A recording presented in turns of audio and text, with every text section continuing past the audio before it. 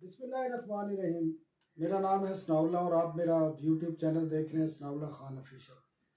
गुज़श्ता चंद रोज़ से मैं आपको ब्रेकिंग खबरें देता रहा हूँ और अभी भी ब्रेकिंग एक न्यूज़ है। पाकिस्तान के वज़ीर ख़जाना, इसके अलावा गवर्नर स्टेट बैंक और सेक्रेटरी ख़जाना वाशिंगटन में मौजूद थे, जहाँ पर उन्होंने IMF और वर्ल्ड बैंक की जो सालाना इजलास है उनमें शिरकत की है और गुज़श्ता रात उन्होंने प्रेस कॉन्फ्रेंस की है जिसमें बड़ी अहम बातें की हैं और अब वो पाकिस्तान के लिए वापस रवाना हो रहे हैं।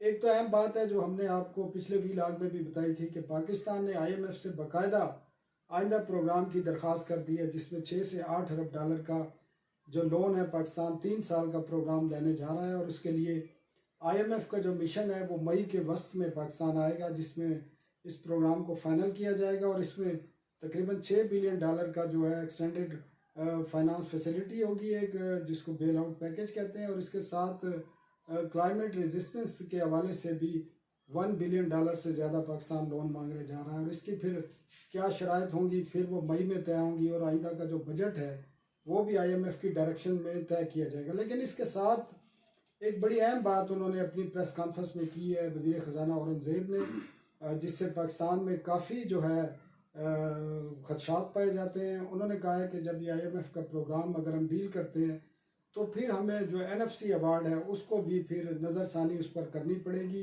और इससे ख़ास कर जो सूबे हैं उनमें कल से बड़ी परेशानी पाई जाती है। इसी पर हम बात करेंगे कि आया पाकिस्तान जो हुकूमत है, फेडरल गवर्नमेंट है, वो NFC अवार्ड को रिवाइज़ कर सकती है या नहीं कर सकती। हमारे साथ आज हमने खसूसी तौर पर MB सुमरो हैं जो इन तमाम ख़ासकर कॉन्स्टिट्यूशनल इश्यूज़ हैं, NFC के इश्यूज़ हैं, इन पर बड़ी एक्सपर्ट अपनी राय रखते हैं और इनको जानते भी हैं कि ये क्या चीज़ हैं। MB बहुत शुक्रिया हमें टाइम देने का। MB कल जो वज़ीर ख़जाना ने अमेरिका का अपना दौरा जब वाइंड अप किया है तो उसके बाद रवानगी से कबल उन्होंने बहुत सारी बातें की हैं, IMF के नए प्रोग्राम के हवाले से बात की है। इसके साथ जो सबसे अहम बात की है, उन्होंने कहा कि NFC जो अवार्ड है उस पर हमें नज़रसानी करनी पड़ेगी और आपको पता है ये इस हुकूमत का भी एजेंडा है और SIFC के तौर पर भी एजेंडा है और आपको पता है कि किन किन का ये एजेंडा है। वो चाहते हैं कि जो सूबों का शेयर है उसको कम किया जाए, तो इसको किस नज़र से देखते हैं और आया कि ये मुमकिन है भी या नहीं? देखें, जब से 18वीं तरमीम हुई है तब से उसके बाद फौरी तौर पर बहुत सारे हलकों को 18वीं तरमीम हजम नहीं हो रही है और बिल्कुल फौरी तौर पर उसकी मंजूरी के बाद ये बातें शुरू हो गई थी कि इनको रिवर्स करना है बहुत सारी चीज़ों में। और ख़ास तौर पर जो डार साहब हैं या जितने भी वज़ीर ख़जाना आए हैं, उन्होंने हमेशा ये कहा है कि भाई अब सूबों का हिस्सा ज़्यादा बढ़ गया है और वफाक का हिस्सा कम हो गया है। तो टेक्निकली तो ठीक है कि वो 57% सूबों को जाता है, बाकी वफाक को जाता है, मगर ये मुकम्मल सच नहीं है। ये लोगों के साथ मुकम्मल सच नहीं बोलते, क्योंकि जो नॉन टैक्स रेवेन्यू है वो पोल में शामिल नहीं होता, वो डायरेक्ट वफाक को मिलते हैं। और ऐसे जो लेवीज हैं जिसमें पेट्रोलियम लेवी से लेकर ये सारी चीज़ें हैं या निजकारी के पैसे हैं, वो भी डिस्ट्रीब्यूट नहीं होते, वो भी वफाक को मिलते हैं। एमपी वो बात नहीं, एमपी ये बताएं, वो जो कह रहे हैं NFC में जो सूबों का शेयर है 57%, उसको कम किया जा सकता है? जी, मैं उसी पे आ रहा था। तो ये बात लोगों को समझना ज़रूरी है कि ये जो बातें कर रहे हैं कि वफाक को पैसे कम मिल रहे हैं, तो ये आधा सच है, ये मुकम्मल सच नहीं है। ये आसान काम नहीं है, इनके लिए आइन में तरमीम करनी पड़ेगी। वो क्योंकि आइन में लिखा हुआ है कि सूबों का NFC हिस्सा बढ़ाया जा सकता है, उसको कम नहीं किया जा सकता। तो इस वक्त जिस भी सूबे का जो भी शेयर है उसमें इजाफा हो सकता है अकॉर्डिंग टू कॉन्स्टिट्यूशन, बाकी वो कमी नहीं हो सकती। अभी उसका टेक्निकल कोई रास्ता निकाल सकते हैं।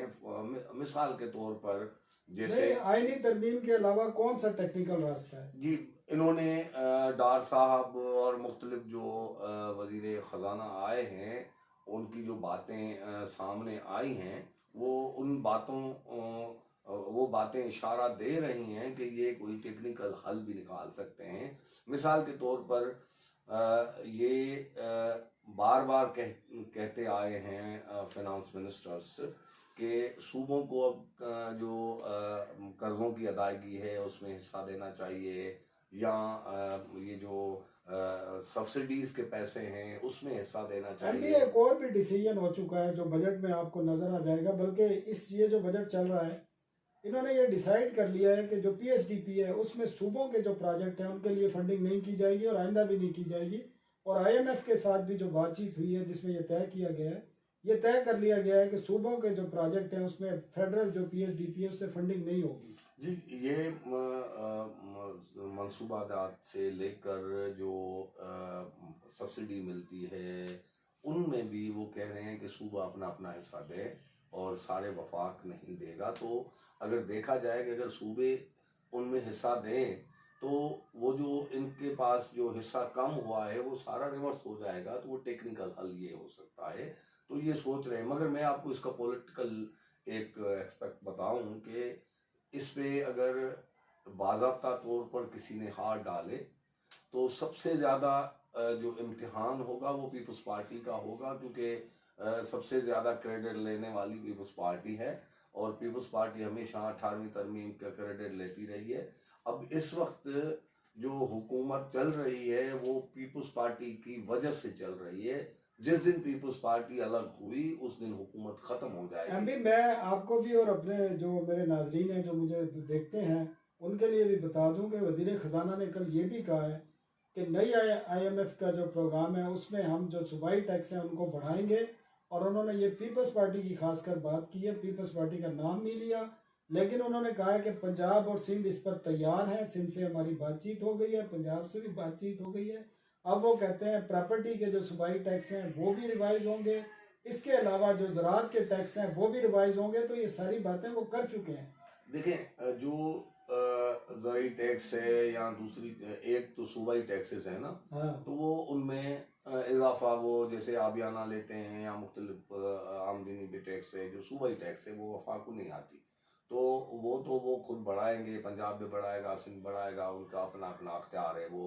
बाकी प्रॉपर्टी टैक्स के जो है ना वो ये रिवाइज करते हैं, ख़ासतौर पर बिहार के सिटीज़ में जो बेची जाती है या ख़रीदी जाती है तो वो एफबीआर मुकर्रर करता है। तो वो इनके पास है। वो तो इन 2 सालों में जितनी मरतबा रिवाइज हुए हैं, जितने उन्होंने रेट बढ़ाए हैं, तो अभी मजीद करेंगे तो ये प्रॉपर्टी का बिजनेस जो है वो पहले ही ख़त्म हो हाँ। चुका है जी। वो तो अब आपका ख्याल है नाज़रीन, ये एमबी जो एक्सपर्ट भी हैं ये बता रहे हैं कि एनएफसी का जो शेयर है सूबों का उसको कम करना तो मुमकिन नहीं है, और जो 18 अमेंडमेंट के बाद जो चीज़ें आई हैं उसको भी रिवर्स अगर ये करेंगे तो फिर नून लीग की हुकूमत कायम रहना इतना आसान नहीं होगा। पीपल्स पार्टी किसी सूरत ये जो उनका क्रेडिट है 18 अमेंडमेंट का उसको वापस नहीं लेगी।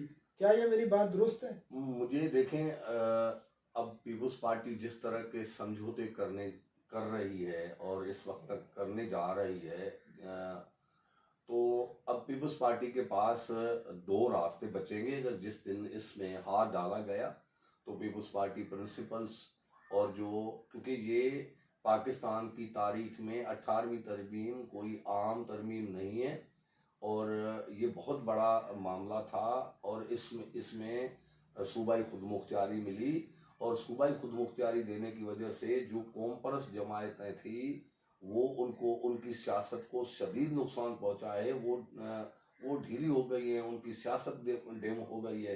तो अब पीपल्स पार्टी अगर 18वीं तरमीम को रिवर्स करने में वाले अमल में अपना हिस्सा डालेगी तो पीपल्स पार्टी के पास 2 रास्ते होंगे। वो समझौता करके इक़्तिदार में बैठी रहे, या अपने उसूलों पर, जिसको वो उन्होंने 18वीं तरमीम को वो अपना सबसे बड़ा क्रेडिट मानते हैं, तो उसके साथ खड़े हों। तो वो 2 रास्ते होंगे, दोनों साथ नहीं चल सकते। तो पीपल्स पार्टी के लिए 18वीं तरमीम को रिवर्स करना आसान नहीं होगा, और मैं समझता हूँ किस हद तक नवाज शरीफ भी नहीं चाहेंगे। वो इसलिए क्योंकि इस वक्त मरियम नवाज पंजाब की सीएम है और उनको भी बजट की जरूरत है। पंजाब का भी हिस्सा कम होगा ना सबसे ज्यादा, क्योंकि अभी भी एनएफसी अवार्ड के तहत नहीं, 80 आप क्या समझते हैं आसिफ जरदारी या बिलावल भुट्टो या नवाज शरीफ या शहबाज शरीफ या मरियम, इनका इख्तियार चलेगा या जो सारी चीज़ों को देख रहे हैं एसआईएफसी के थ्रू और जिन्होंने ये डिसाइड करना है कि पाकिस्तान को आईएमएफ प्रोग्राम में जाना है और आईएमएफ की तमाम बातें माननी है, उन्होंने डिसाइड करना है या इन्होंने जब पहले इतने बड़े बड़े समझौते कर लिए तो ये समझौता क्यों नहीं मुमकिन है? मैंने बात की थी क्योंकि मैंने पीपल्स पार्टी की पॉलिटिकल पार्टी सारे समझौते कर रहे हैं। अब बहुत सारी चीज़ें सियासतदानों के हाथों से निकल गई हैं, और क्योंकि जब आप किसी कमरे में ड्राइंग रूम में बैठकर आप अख्तियारात लेने की कोशिश करेंगे और वो पब्लिक के विल को की अक्कासी नहीं करेंगे, तो फिर जिस तरीके से मैनेज करने वाले लोग आपके लिए जो काम करते हैं, तो फिर फैसले भी उनके चलेंगे। तो अब बहरहाल इन पॉलिटिकल पार्टीज़ के लिए है रास्ता, देखें कि अब क्या करते हैं, क्योंकि ये 18वीं तरमीम सिर्फ पीपल्स पार्टी ने नहीं की थी, मियां नवाज शरीफ भी उसमें थी। और सबसे ज़्यादा मैं पंजाब की बात कर रहा था। क्रेडिट तो पीपल्स पार्टी लेती है ना? हाँ, वो क्योंकि उस वक्त हुकूमत पीपल्स पार्टी की थी 2010 में, तो वन नून लीग उसमें शामिल थी। एहसास डार ने उसमें बड़ा किरदार अदा किया था। मैं पंजाब की इसलिए बात कर रहा था क्योंकि आज भी जो एनएफसी अवार्ड के तहत सूबों में वसाइल की तकसीम होती है, उसमें 80% आबादी के बुनियाद पे वसाइल तकसीम होते हैं, बल्कि 82%। तो क्योंकि अच्छा, सिंध में क्या अब इस पे रिएक्शन आ सकता है एनएफसी के हवाले से?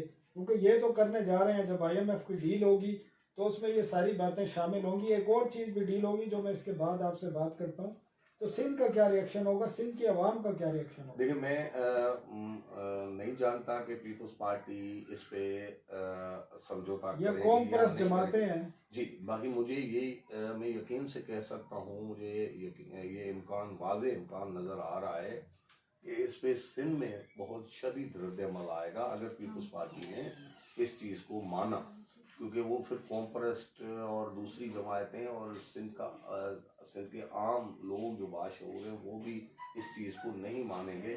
मैं बहुत सारी चीज़ें आपको बताऊं कि पीपल्स पार्टी ने जो साहिल समंदर पर इन्होंने ज़मीन दी, वो पीपल्स पार्टी ने एनओसी दे दी थी, मगर सिंध के लोगों को जब पता चला, सिंध के लोग बाहर निकले, पीपल्स पार्टी को वो एनओसी वापस लेनी पड़ी। लेकिन जो इन्वेस्टर्स को ज़मीन दी है सिंध में, जो ज़राअत के हवाले से एसआईएफसी के थ्रू लाखों हज़ारों एकड़ ज़मीन दी जा रही है, उस पर तो कोई हमें इतराज़ नज़र नहीं आया, बल्कि पीपल्स पार्टी ने खुद उसमें शामिल रही है।